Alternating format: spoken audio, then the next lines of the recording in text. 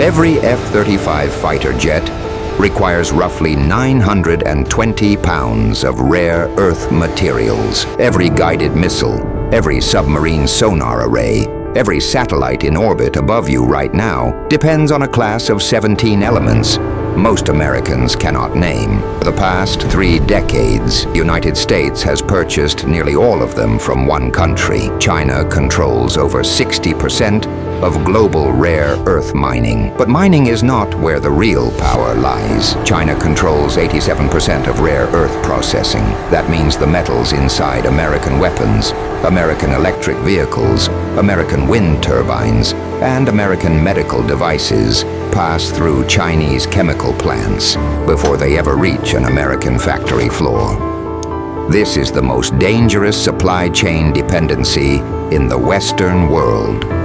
And deep inside a facility in the American interior, behind razor wire and constant surveillance, a small operation is attempting to break it.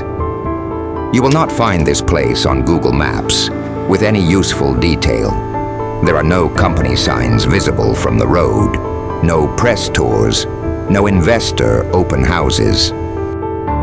What exists here is a rare earth separation and processing facility designed to take raw mineral concentrate and convert it into the purified oxides, metals, and permanent magnets that the modern world cannot function without.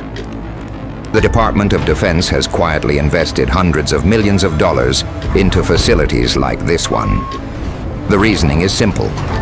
If China restricts rare earth exports during a geopolitical crisis, the United States loses the ability to manufacture precision-guided weapons within months. Not years, months. I'm standing at the ore receiving yard. Trucks carrying concentrated bastnasite and monazite arrive here around the clock. Each load is sampled, tagged, and weighed before it moves past the first security gate.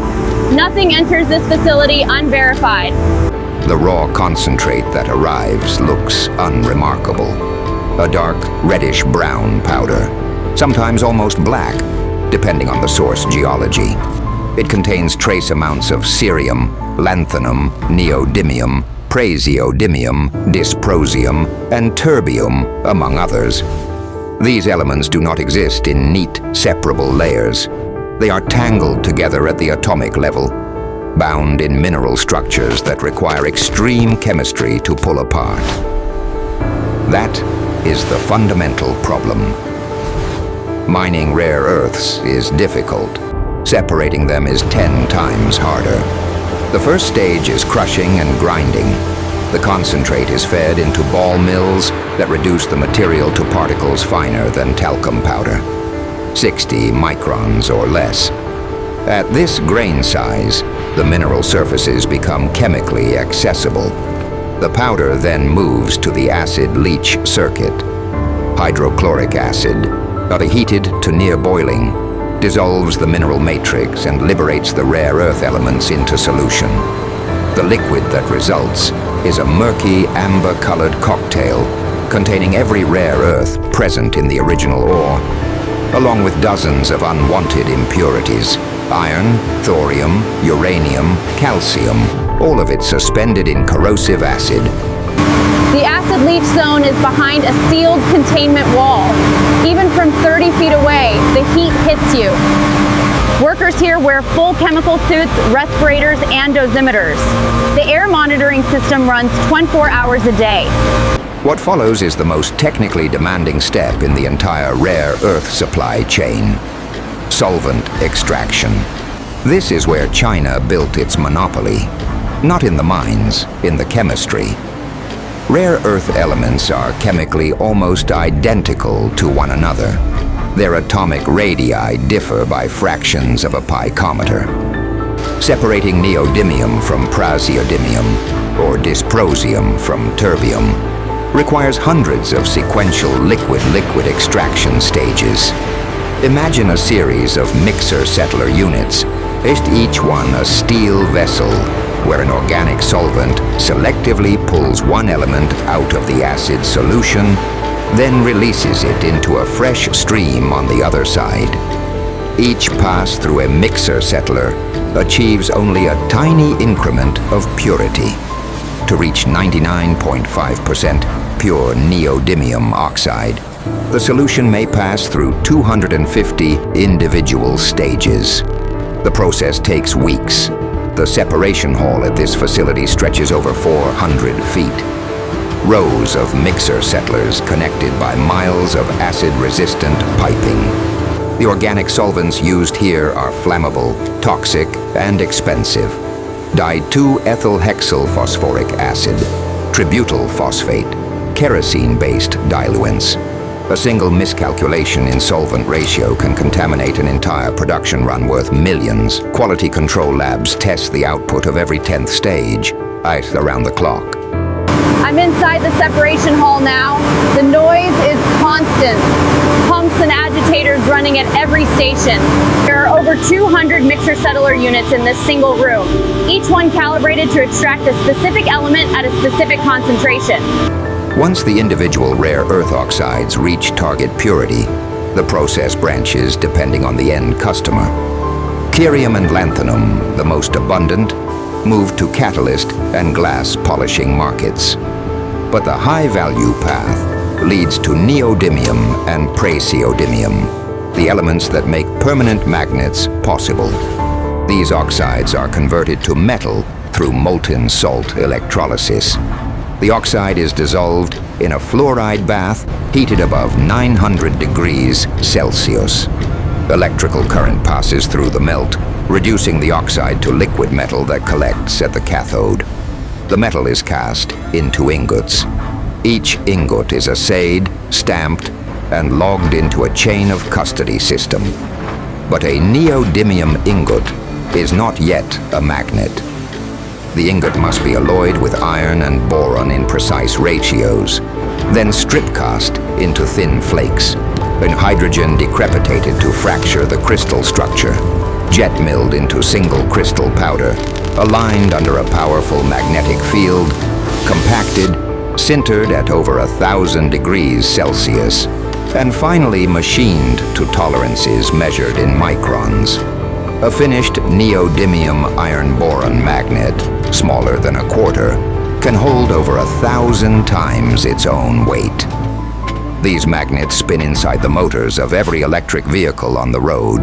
They generate power in offshore wind turbines. They stabilize missile fins in supersonic flight. The magnet production line sits behind a second security perimeter. I had to surrender my phone before entering. The pressing and sintering ovens run under inert argon atmosphere.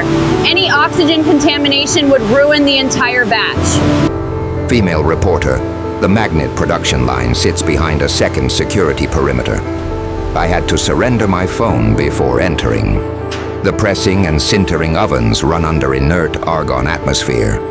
Any oxygen contamination would ruin the entire batch. I'm male narrator. The waste stream from this facility is a problem no press release likes to acknowledge. Rare earth processing generates mildly radioactive thorium and uranium byproducts.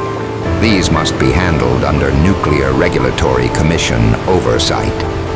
Thousands of gallons of spent acid require neutralization before discharge. The water recycling system reclaims over 85% of process water, but the remaining fraction, loaded with dissolved salts and trace metals, must be treated in lined evaporation ponds, monitored by ground sensors. A facility like this consumes as much electricity as a small city, approximately 50 megawatts of continuous demand. The energy cost alone determines where these plants can viably operate. The waste treatment area extends nearly half a mile behind the main plant. Double-line containment ponds, automated pH monitoring. Nothing leaves this site without being tested first.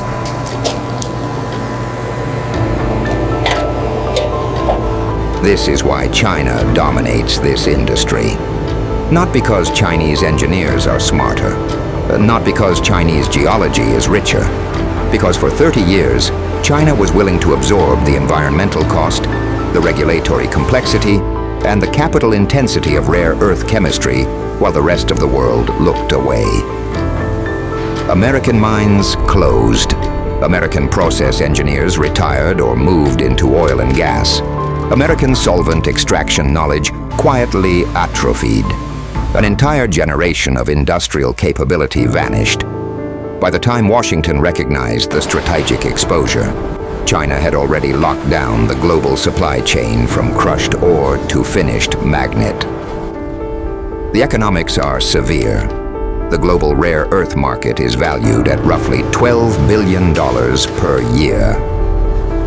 Small by commodity standards, but the downstream products those materials enable, electric vehicles, defense platforms, advanced robotics, wind energy, consumer electronics, medical imaging, represent well over $5 trillion in annual economic output.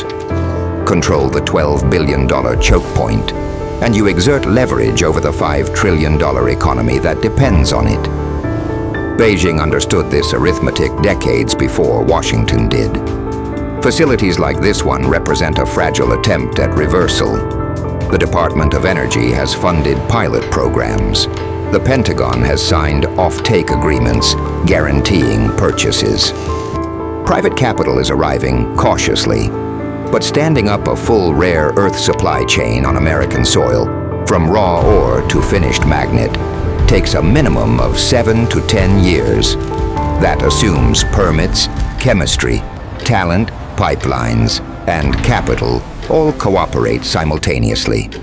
China built its dominance over 3 decades with centralized state planning and suppressed environmental enforcement. America is trying to replicate the output in a fraction of the time, inside a market economy, under laws that China does not follow. At the loading bay, finished magnet blocks are packed into shielded containers for defense shipments. Each container carries a GPS tracker and a tamper evidence seal. Armed escort vehicles idle at the gate. This is not a normal factory delivery. Every megawatt of offshore wind capacity requires roughly 600 kilograms of rare earth magnets.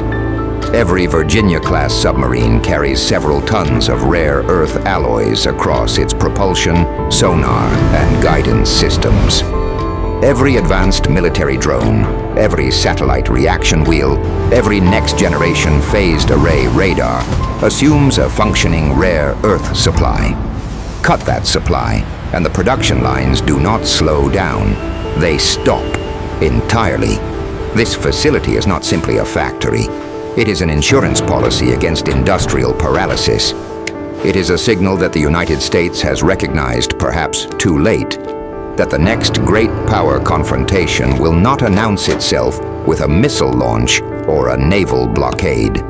It will begin with a customs hold that never clears.